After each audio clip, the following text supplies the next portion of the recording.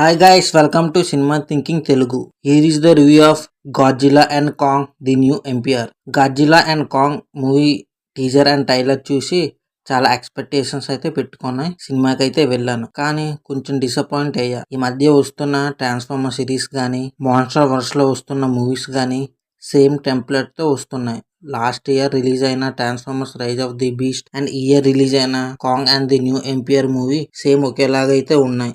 The rise of the beast movie చూసి Godzilla and Kong movie తీసారా అన్నట్లుగా అయితే ఈ మూవీ ఉంది. కానీ మూవీ మాత్రం మంచి ఫుల్ ఎంటర్టైన్మెంట్ అయితే ఇస్తుంది. సో థియేటర్ లో అయితే ఈ మూవీని మిస్ కాకండి, 3D ప్రిఫర్ చేయండి మెయిన్ గా. సో స్టోరీలోకి వెళ్తే ప్రీవియస్ కాంగ్ మూవీస్ లో ఉన్న చిన్నపిల్ల ఈ మూవీలో కూడా ఉంటుంది. మెయిన్ ఈ చిన్నపిల్ల స్టోరీ అంతా తిరుగుతుంది. ఒక రోజు ఈ చిన్నపిల్లకి ఒక డ్రీమ్ అయితే వస్తుంది. ఆ డ్రీమ్ లో ఏదో ప్రమాదం జరగబోతుందని, ఆ ప్రమాదం ఏంటో తెలుసుకోవడానికి హేలో ఎర్త్ అయితే వెళ్తారు. అక్కడ వెళ్ళిన తర్వాత వాళ్ళకి తెలుస్తుంది హేలో ఎర్త్ లో మనుషులు ఉండేవారని, మనుషులతో పాటు కాంగ్స్ కూడా కలిసి జీవించేవని. కానీ అది నచ్చక రెడ్ స్కల్ అనే కాంగ్ మనుషుల నుంచి కాంగ్స్ ని విడదీసి కాంగ్స్ కి రాజుగా ఉంటుంది. ఆ పనిని తాను ఒక్కతే కాకుండా వేరే ఒక మాస్టర్ హెల్ప్ తో ఆ పని చేసిందని మనకి తెలుస్తుంది. అయితే హేలో ఎర్త్ కి మనుషులు వచ్చారని ఒక కాంగ్ అయితే చూస్తుంది. తను వెళ్లి రెడ్ స్కల్ కాంగ్ అయితే చెప్తుంది. అయితే రెడ్ స్కల్ కాంగ్ హేలో ఎర్త్ నుంచి భూమి మీదకి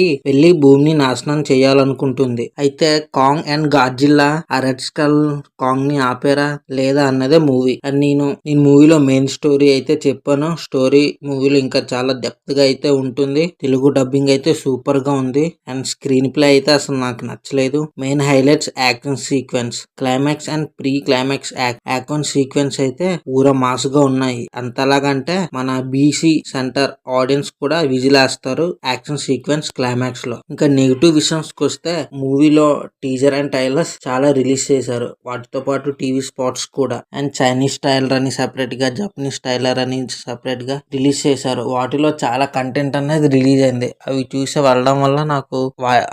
వెళ్ళడం వల్ల మూవీ మీద ఇంకా ఎక్స్పెక్టేషన్స్ పెట్టుకుని వెళ్ళాను. కానీ మూవీ చూసేసరికి కొంచెం డిసప్పాయింట్ అయ్యాను. ఎందుకంటే మూవీ ఒక టెంప్లెట్ అనేది the rise of the beast తో సేమ్ ఒకేలాగే ఉంది. రైజ్ ఆఫ్ ది బీస్ట్ లో కూడా the rise of the beast లో స్టార్టింగ్ ఒక వస్తువు గురించి చిన్న ఫైట్ పెట్టి 1 అవర్ కన్వర్జేషన్ ఉంటుంది మూవీ అంతా. అండ్ సెకండ్ హాఫ్ లో రెండో ఫైట్ ఒక చిన్న ఫైట్ ఉంటుంది. దాని తర్వాత మూవీ ప్రీ క్లైమాక్స్ వరకు ఏ ఫైట్ అయితే ఉండదు. దాని తర్వాత ప్రీ క్లైమాక్స్ అండ్ క్లైమాక్స్ ఒక ఫైట్ అయితే ఉంటుంది. Same template the Kong and గాడ్జిల్లాలో కూడా యూజ్ చేశారు. స్టార్టింగ్ ఒక చిన్న ఫైట్ ఉంటుంది. దాని తర్వాత 1 అవర్ అంతా కన్వర్జేషన్ ఉండి సెకండ్ హాఫ్ లో pre climax and climax fight అయితే ఉంటుంది. మనం భారీ యాక్షన్ ఉంటుందని ఎక్స్పెక్టేషన్స్ తో వెళ్తే అక్కడ మాత్రం మనకి అంతగా ఏమీ చూపించరు. దీని వల్ల కొంచెం డిసప్పాయింట్ అయ్యాను. అండ్ ఫ్యూచర్ లో వచ్చే మాన్స్టర్ మూవీస్ కూడా ఇలాగే ఉండొచ్చు మాక్సిమం. ఒకప్పుడు ట్రాన్స్ఫార్మర్స్ మూవీస్ ఎలాగుండేవి, చాలా హైలైట్ గా ఉండేవి. కానీ ఇప్పుడైతే అలా ఉండడం లేదు. Even Kong and Godzilla movies కూడా అంతగా